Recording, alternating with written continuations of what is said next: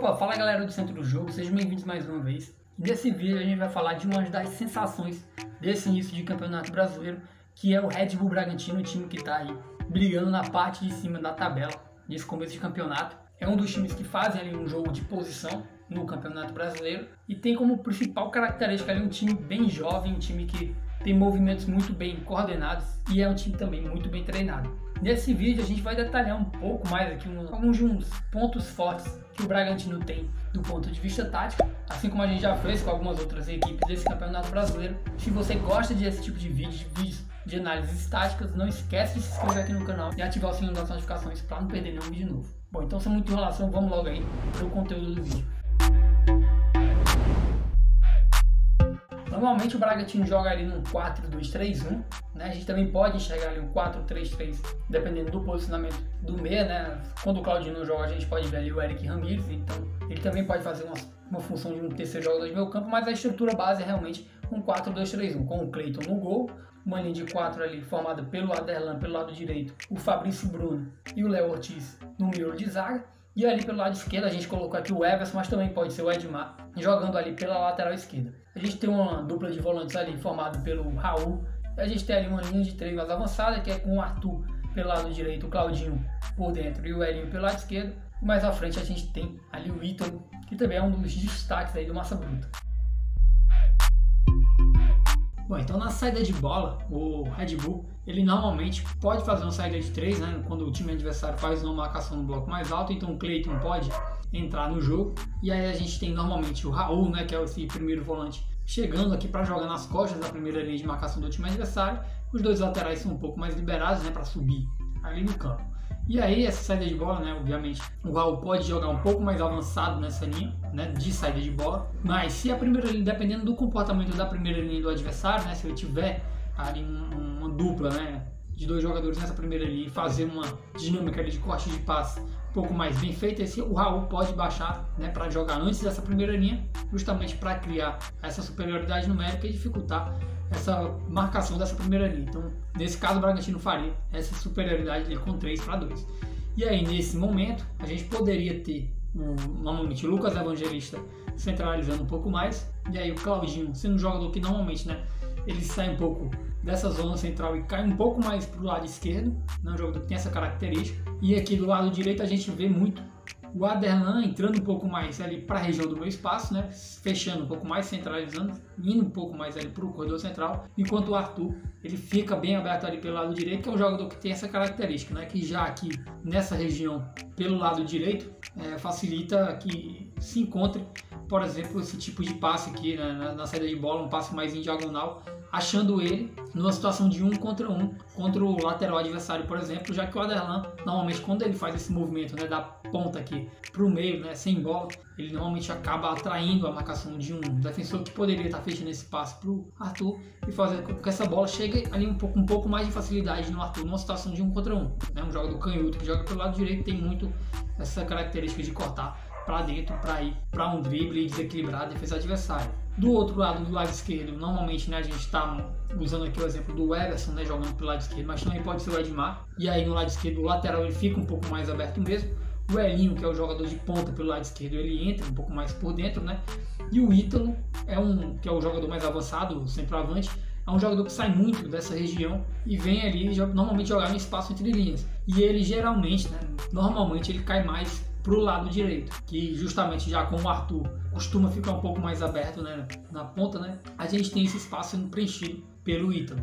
E o Ítalo é um jogador que tem muito essa característica, até como um grande ponto forte dele, que é aparecer nesse espaço entre linhas, né, e normalmente ele acaba atraindo um defensor do time adversário, né, um zagueiro para fora da linha, e aí se abre um espaço, por exemplo, para o Arthur, que é um jogador que pode cair, né, nessa diagonal para dentro, nesse tipo de movimento pode facilitar ali a entrada, por exemplo, dele de fazer uma finalização com o pé esquerdo, né, já que entra ali no diagonal com o pé de dentro para finalizar. Pode ser um desses jogadores aqui de trás, né, dos jogadores mais de meio campo, entrando na região desse espaço, ou até o próprio Ítalo, né, pode fazer um giro, é um jogador que é bem rápido para fazer isso, é fazer um giro e ele mesmo atacar o espaço que ele criou nas costas da defesa. Um exemplo disso, um primeiro gol do Bragantino contra o Palmeiras na vitória por 3-1, tá? Se eu não me engano, uma jogada que sai na lateral, né? Uma cobrança de lateral do Bragantino. E aí, o Claudinho não estava nesse jogo, quem estava jogando no lugar dele era o Eric Ramírez. E aí a gente tinha o Arthur jogando um pouco mais por dentro. Se eu não me engano, o Lucas Evangelista, né? A gente tinha um quadrado aqui sendo formado.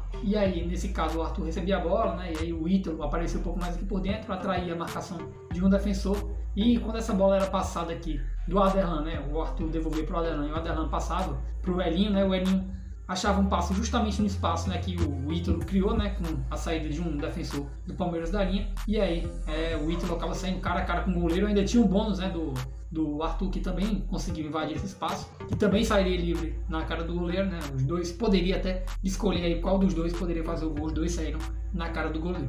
Outra dinâmica legal que o Bragantino tem, né, é pelo lado esquerdo, que a gente pode ver, né, o Elinho, que até é um jogador canhoto, né, que, mas apesar disso, né, ele entra um pouco mais para o meu espaço, ele joga um pouco mais por dentro, enquanto tanto independente do lateral que estiver jogando pelo lado esquerdo, sendo o Everson ou o Edmar, são jogadores que atacam mais a linha de fundo, né, então jogam muito em amplitude, mas em alguns momentos também podem jogar por dentro e fazer o Elinho cair um pouco mais na lateral. Então normalmente o Elinho joga mais por dentro, mas a gente também pode ver o lateral esquerdo dando essa amplitude. Do lado direito, normalmente quem faz essa amplitude é como a gente disse, o Arthur. É um jogador que fica um pouco mais aberto na ponta para fazer esse um contra o lateral, né?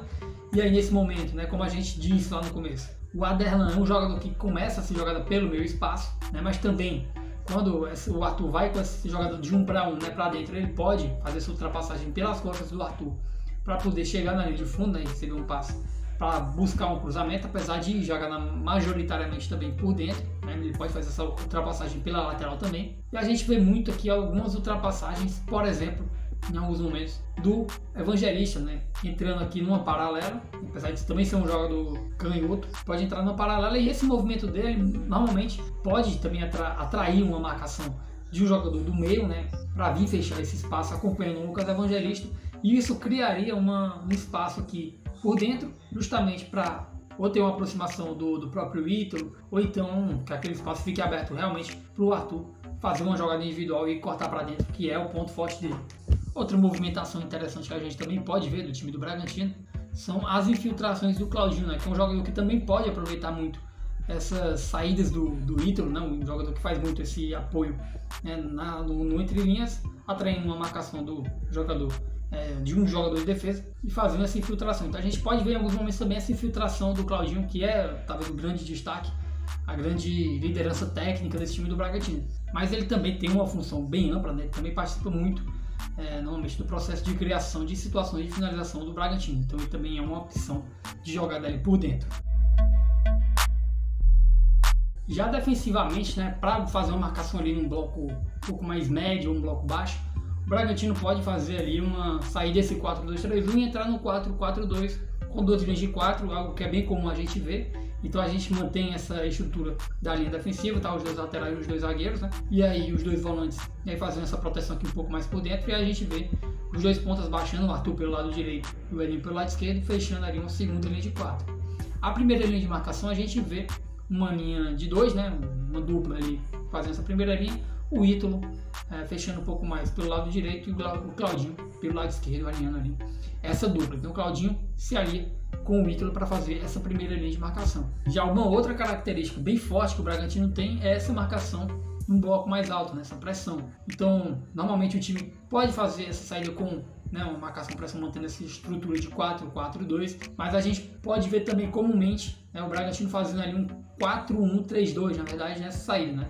Então normalmente o adversário, né, quando vai sair com essa linha de 4, nessa primeira linha de 4, uma saída um pouco mais sustentada, né, com os dois laterais ficando dando apoio um pouco mais aos zagueiros, né? A gente vai citar o exemplo aqui, por exemplo, no 4-3-3, tá? Então os 4 defensores e os 3 meio-campistas. A gente tem essa primeira linha de marcação, né, continuando com o Claudinho e o Ítalo, e aí a gente teria ali uma segunda linha de 3, sendo fechada com o Elinho pelo lado esquerdo, tá? A gente pode imaginar aqui um encaixe com o lateral, o Arthur pelo lado direito também encaixando aqui com o lateral, e os dois volantes eles ficam ali, um na frente e outro atrás, né? Nesse caso, quando a gente tem essa dupla, né, o Raul e o Lucas Evangelista, ele fica um pouco mais avançado, pode pegar esse primeiro volante do time adversário, enquanto o Raul ele fica meio que dividindo aqui esses dois meio-campistas, tá? Como tá um pouco mais longe da jogada, né? Imagina aqui que o goleiro do time adversário tá saindo com a bola, então a gente teria ali uma distância dessa jogada.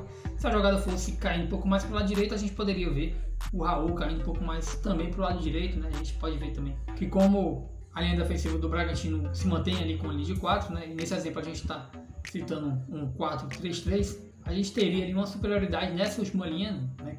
Que se criaria uma sobra.